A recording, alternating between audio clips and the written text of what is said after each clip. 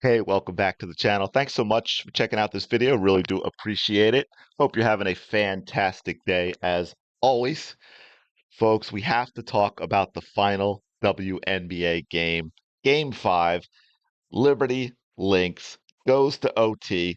Please, please, if you are on Twitter, on X, and you are going to post about how amazing and exciting this game was and how much you enjoyed it, please block or mute me first. I don't want to see it. It's going to hurt my heart as a diehard, lifelong basketball fan, player, coach, official. It would hurt my heart to see someone call this good basketball. There was nothing good about this game other than, again, people talk about the drama because it was close, because it went to overtime. That doesn't mean it was good, and this was not good. This was horrifyingly, embarrassingly, terrifyingly, ineptly bad. Now, I will say this: the officiating was as bad, if not worse, than the play, to the point that truly, look, one of the things in all sports, just the way it's set up, that people are always going to complain about is officiating, right? That's par for the course. So you tune out some of it, but objectively as I can, say this is one of the worst officiated games I have ever seen.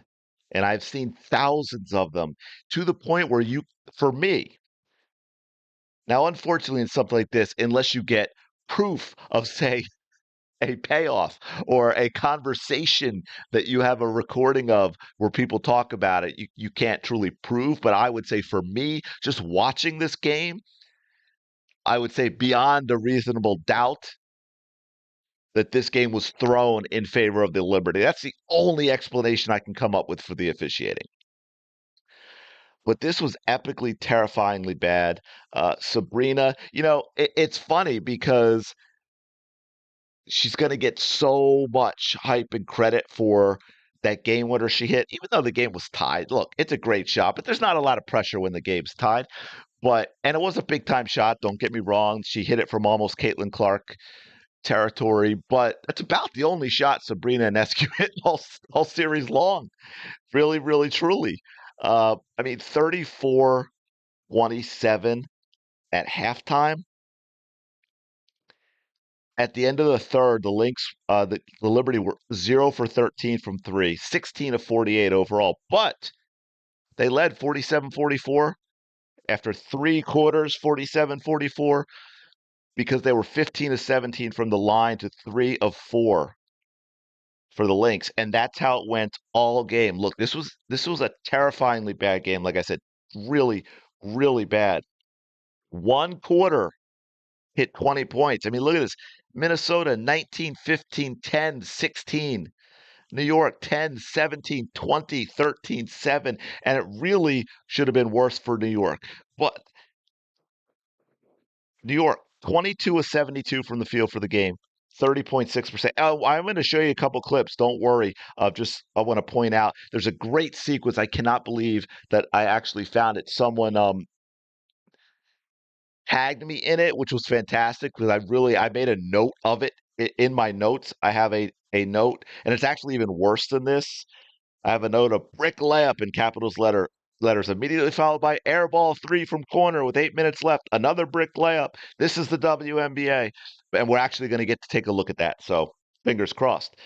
2 of 23 from three for the whole game, 8.7%. 2 of 23, but 21 of 25 from the line because the Lynx shot, well, actually, they didn't shoot just as poorly. They shot horrifically bad, but much better than the Liberty. 26 of 70, 37%. 3 of 19, 15.8%. So that's almost double from three. And only 7 of 8 from the line, folks. There's the difference right there. 21 of 25, 7 of 8. And you cannot tell me. And here's the big thing I'm going to show you. You cannot tell me that Nafisa Collier can play 44 minutes, take 23 shots, and not get to the foul line. Once, not once. Nafisa Collier did not shoot a free throw despite the way she plays and that she plays inside and that she'll post up and that she took 23 shots. And yet somehow she did not take a single free throw. That is beyond embarrassing.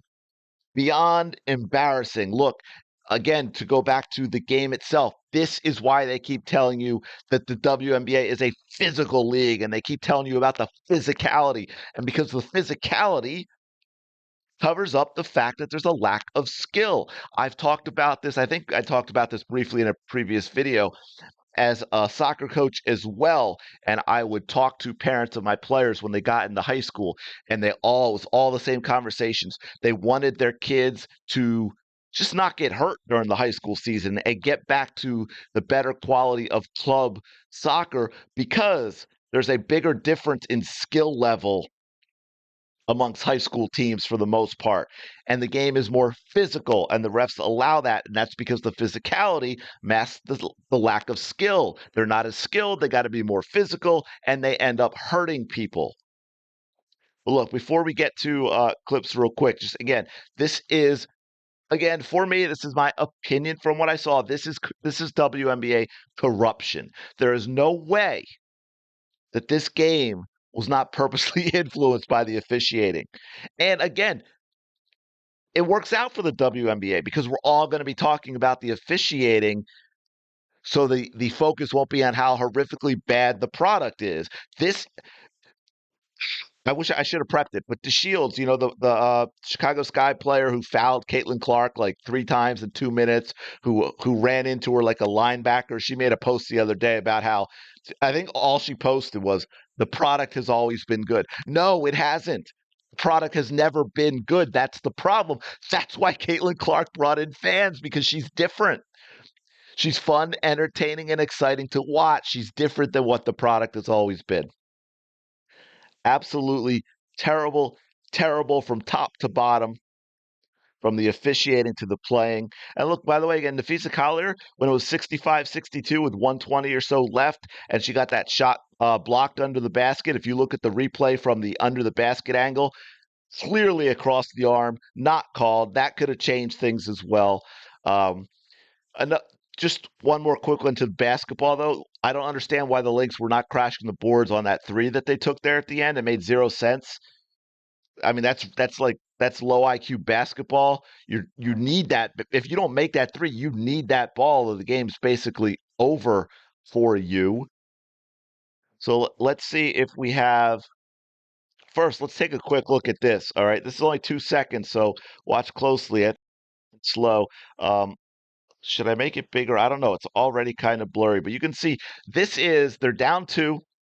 This is going into making 2 free throws to send it into overtime, which even all with the advantage the Liberty had all game with the officiating, even if they get one of the 2 calls right on this, the game is over. But if you watch as soon as she catches it, she 1, 2, 3, 4, at least 4 or 5 steps.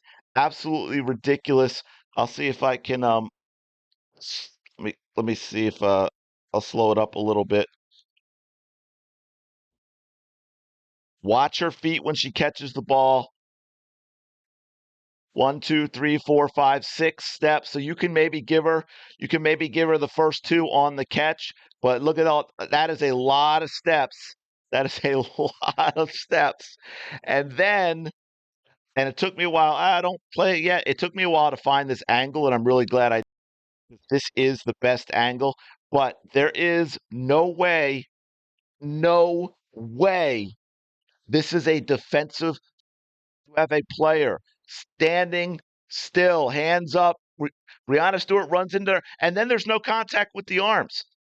This is 100% in no way ever a foul. Established, Brianna runs into her. There is no foul there. Game over. Am I being clear? That is not a foul. And I think there was one more thing, but find it. Let me see if I've got it. No, I I thought I had one more thing that I wanted to show you, and now I can't find it. Oh, maybe okay. Oh yeah, this. Um, I won't play him saying it, but I caught this too because there was no explanation of this, and of course the announcers completely ignored this. That view, it was challenged by the Lynx. Reeve, smart thing to do. She challenged that call, and the official explained how it was unsuccessful because it said she wasn't in a legal guarding position. I want someone from the league to tell me what that means and have it make sense because never in my decades of basketball have I ever heard not in a legal guarding position. Let's take a look again. We're just going to back this up a little bit. Folks, explain to me here what is not legal? What is not legal about? First of all, I didn't know there was such a thing as an illegal guarding position, other than committing a foul. But we're talking about a position. What is illegal? What is illegal about this guarding position? What does that mean? I don't know what that means. I've never heard it before. All right, now we're going to check this out. I don't know if I'll be able to play this whole thing for you, but I'm going to give it a try because this entire sequence really does need to be seen. I might have to make it smaller or shorter, but I don't know. I think this is off someone's TV.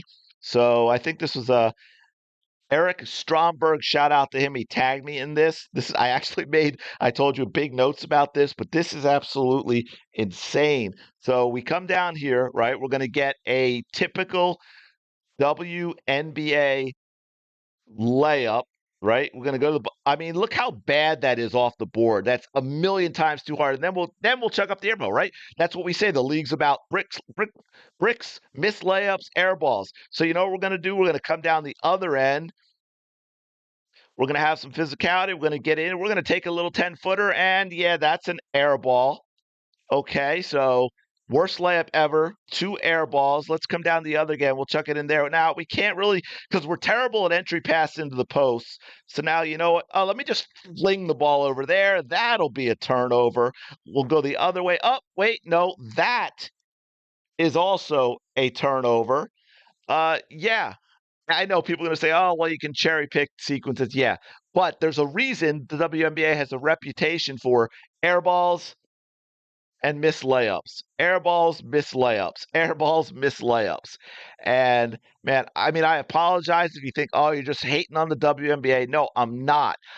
That is not the point. And look, I said this to someone the other day. In fact, shout out Ben Dan New Podcast. I think we were having a conversation about this. I said, look, if you told me last year or it was this year and there was no Caitlin Clark in the league and you just said, hey, we're talking sports and someone say, hey, WNBA, their ratings are up, man. People are watching the games.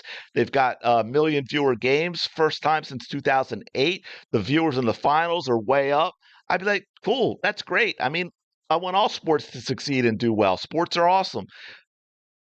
But as we hear from the players and their incredible and self-importance and their entitlement and their attitudes and this nonsense about the product being always good and that they deserve to have all these viewers, and I watch how the games are played and they're telling me it's good. They're telling me this is good basketball. They're gaslighting me. They're lying to me. In the past, again, like I said before, all of this, that I wouldn't even really care because I would have said, okay, good, they have ratings. But man, you're telling me that you're lying to me. You're treating me like crap. You're telling me this stuff is good. So yeah, so now I am going to point it out. Of course, I'm going to point it out. I wouldn't have pointed it out before. There was no reason to. I mean, look, some sports they're just not very good, but others like them. To each their own. But don't sit here and tell me that I'm wrong and that this is somehow great stuff and that you're entitled to my money and my fandom and that you deserve to be watched and praised? No. Absolutely not, especially after that game, because that, that game summed up the WNBA. That is WNBA basketball. For those of you that bumped the ratings up for the finals because you got so involved because of Caitlin Clark and you found other stuff that you liked, don't get brainwashed. Don't start thinking this was good basketball because the game was close. It was not. It is not good basketball. But I'm going to leave it there. Oh, wow. That game, that hurt my heart to watch because I was just like, what are they doing to this absolutely beautiful game of basketball? It's being butchered before my eyes. And then people are going to tell me that, hey, man, if you thought this was bad, you're not a real fan. Hey, if you didn't think this was amazing basketball, you're not a real fan. Blah, blah. I'm going to leave it there. Let me know your thoughts in the comments below. Thanks so much for checking out this video. Really do appreciate it. Don't forget to like, comment, and subscribe. It really does help out a lot. And I will talk to you later.